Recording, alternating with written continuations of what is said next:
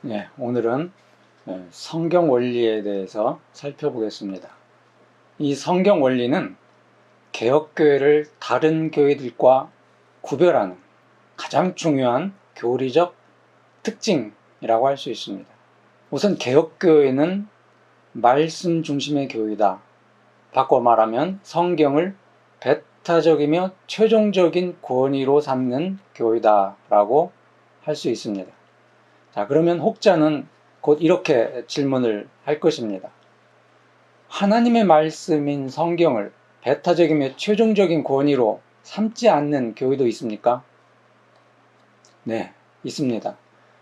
카톨릭 교회는 성경을 하나님의 말씀으로 인정하지만 성경과 나란히 교회의 교리 전통, 교회의 결정을 중요시하고 있습니다. 예컨대 이런 식입니다. 첫째는 성경에서 발견되거나 추론되는 진리입니다. 둘째는 사도들로부터 전해져 왔지만 성경에는 없거나 성경에서 추론될 수 없는 진리입니다. 셋째는 하나님께서 사도들 이외의 사람들에게 계시하셨거나 또 최근에 계시하거나 영감을 주신 진리, 이런 것들을 성경과 동등한 권위를 갖는 것으로 인정하고 있다는 것입니다. 중세 후기의 핵심적 쟁점은 교회가 성경에서 발견하거나 추론할 수는 없지만 전해진 전승들 가운데서 그 권위와 사도적 진정성에서 정경, 캐논과 동등한 것으로 추정되는 신념들을 회중에게 선포할 수 있느냐 하는 것이었습니다. 노마교회는 그렇다, 그럴 수 있다 이렇게 대답을 했고, 마르틴 루터와 훌드리히 츠빙글리 그리고 칼뱅 같은 개혁자들은 성경 이외에 다른 어떤 계시의 원천이 있다는 것을 강하게 거부했습니다. 솔라 스크립투라, 오직 성경만의 이 구호는 바로 이 계시의 다른 원천들을 강하게 비판하는 종교개혁 진영 전체의 주제였습니다. 그런데 이 원리를 초지일관 관철시킨 것은 개혁교회였습니다.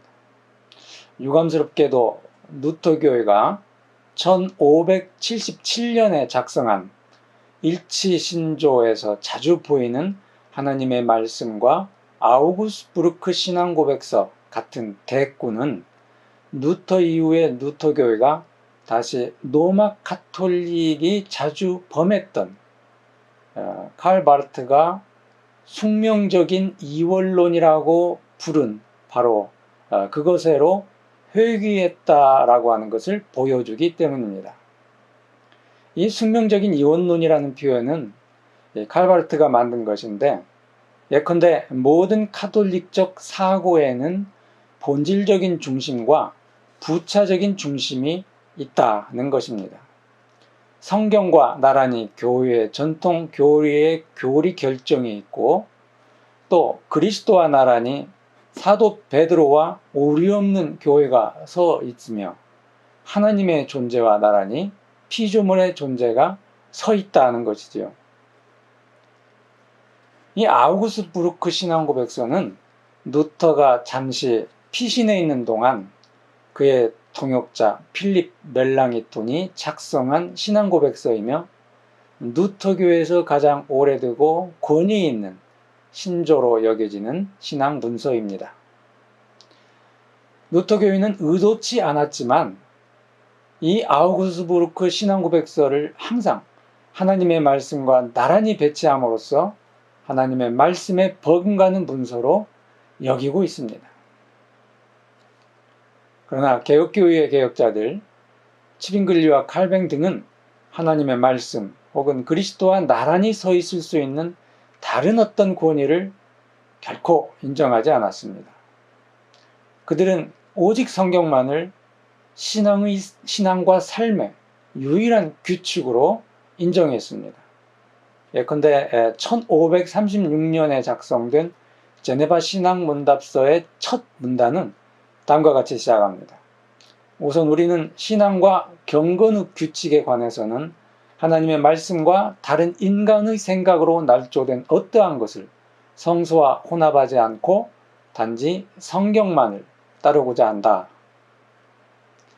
또한 칼뱅의 영향을 가장 분명하게 반영하고 있다고 평가받는 1559년에 작성된 프랑스 신앙고백서는 성경은 모든 진리의 척도이며 오직 모든 것은 성경을 따라서 검토되고 규정되며 개혁되어야 한다라고 선언합니다. 이같이 벨기에 신앙고백서, 제2헬베틱 신앙고백서, 웨스트민스터 신앙고백서가 모두 배타적인 성경의 권위를 강조합니다. 개혁교회는 이렇게 처음부터 살아계신 하나님의 말씀만이 진리이며 그 진리는 오직 성경에만 담겨 있고 따라서 모든 교리는 성경의 표준에 따라 측정되어야 한다고 주장했습니다. 개혁교회는 이 성경의 토대 위에 교회와 사회의 모든 제도와 법규를 근거시키려고 했습니다. 이것이 이른바 종교개혁의 형식 원리라고 일컬어지는 개혁교회의 성경 원리입니다. 자, 그럼 형식 원리가 있다면 혹시 내용 원리라고 하는 것도 있겠네요? 네, 있습니다. 앞으로 말씀드릴 기회가 있겠습니다만은 내용 원리는 루터의 종교개혁의 핵심인 칭의론을 말하는 겁니다. 예컨대 형식 원리는 성경이라는 명확한 표준을 따르는 것을 말하고 내용 원리는 어떤 업적이나 공로를 통해서가 아니라 예수 그리스도를 믿음으로 말미암아 구원을 받고 의롭게 여겨진다라고 하는 종교개혁의 핵심 원리를 말하는 것입니다. 자, 그런데 우리는 어떻게 성경이 참으로 하나님의 말씀이고 유일한 진리이며 따라서 우리의 신앙의 확실한 규칙과 모든 진리의 척도가 된다.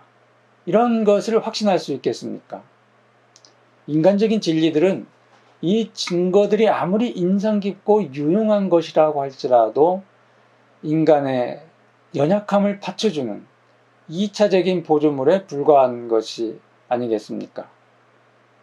여기서 칼뱅은 매우 실제적인 데 관심을 두고 있습니다. 곧 확실성에 대한 관심입니다. 우리 신앙을 위한 확고하고 견실한 기초를 얻기 위해서 우리는 인간의 판단보다 더 높고 더 강한 확실성을 필요로 하기 때문입니다.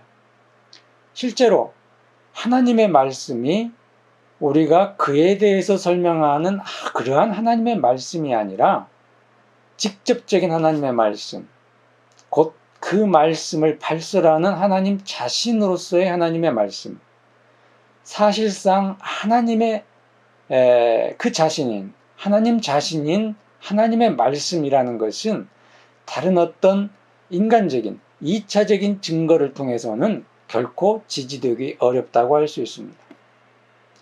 칼뱅은 이러한 물음에 대한 대답을 하나님은 인격적으로 성경에서 말씀하신다.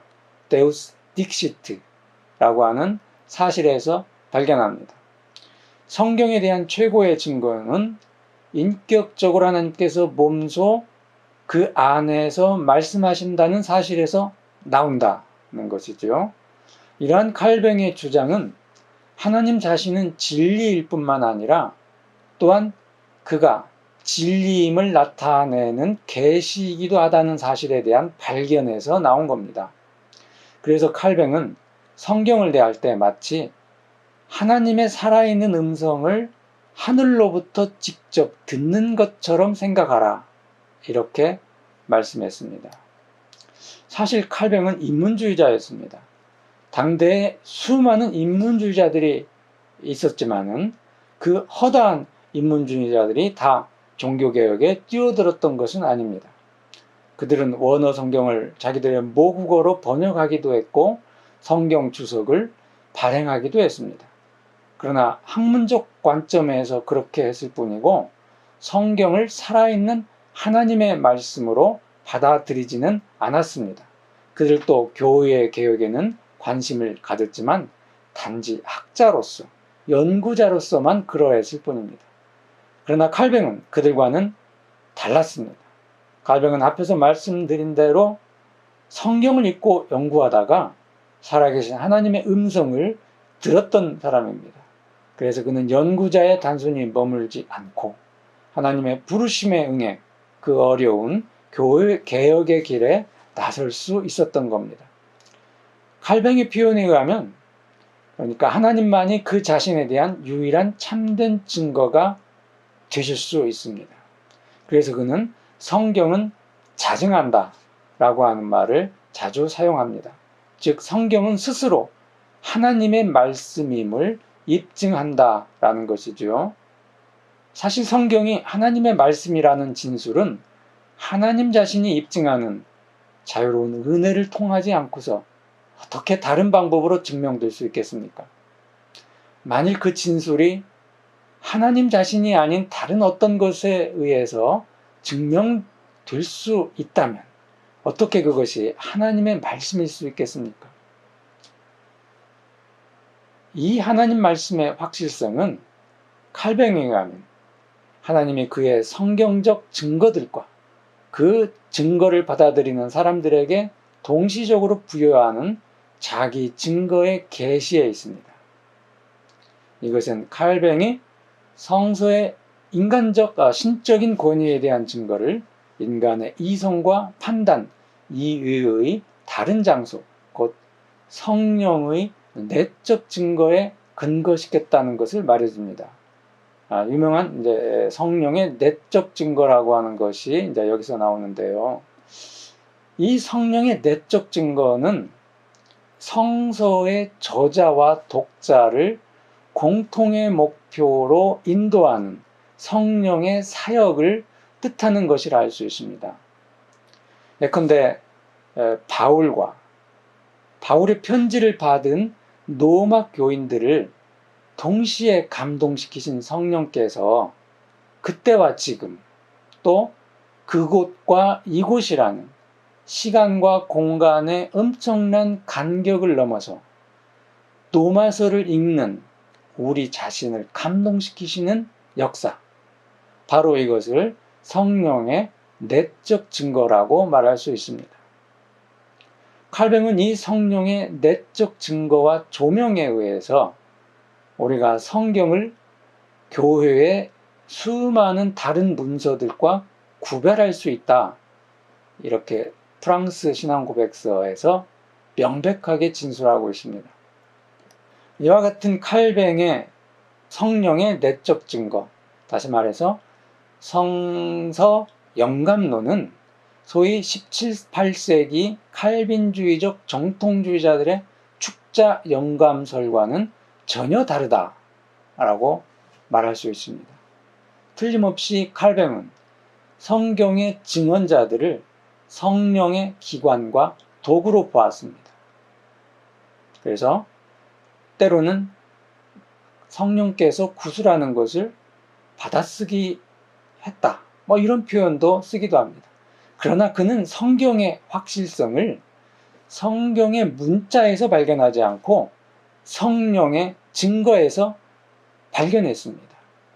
성경을 살아계신 하나님의 말씀이 되게 하는 것은 성경의 문자 자체가 갖고 있는 신적인 권위 때문이 아니라 인간의 마음을 감동시키는 성령의 역사라고 본 것입니다. 따라서 그에 의하면 하나님의 말씀과 성경에 있는 문자로서의 인간의 말 사이에는 그 어떤 본질적인 일치가 없습니다. 그러나 하나님께서 그의 계시된 말씀을 성경에 기록된 말씀과 조화시키고, 그로써 그 기록된 형식을 심오하게 당신의 자기 계시에 적응시키기 때문에 우리는 인간의 말과 진술의 형식으로 성경 안에서 우리에게 오시는, 우리에게 말씀하시는 하나님의 세미한 음성을 들을 수 있다는 것입니다. 이와 같이 성경 안에서 성령을 통해서 말씀하시는 하나님에 대한 발견은 칼빈과 그 밖에 다른 개혁자들로 하여금 노막 교황의 권위, 그리고 성경과 교회 전통에 대한 노마교회의 입장을 거부하게 했습니다. 그들은 오직 예수 그리스도만, 솔루스 크리스투스만을 최고의 권위로 여겼고, 교회를 위한 그의 말씀과 뜻은 교회의 삶을 위해 1차적 권위를 갖는 성경을 통해서만 알려진다고 보았습니다. 다른 모든 인간적 권위들은 그것이 신조든 교회 공회들이든 또는 교회의 다른 가르침들이든 간에 교회에서 단지 보조적이고 파생적인 권위를 지닐 뿐이다 라고 주장했던 것입니다. 자, 감사합니다.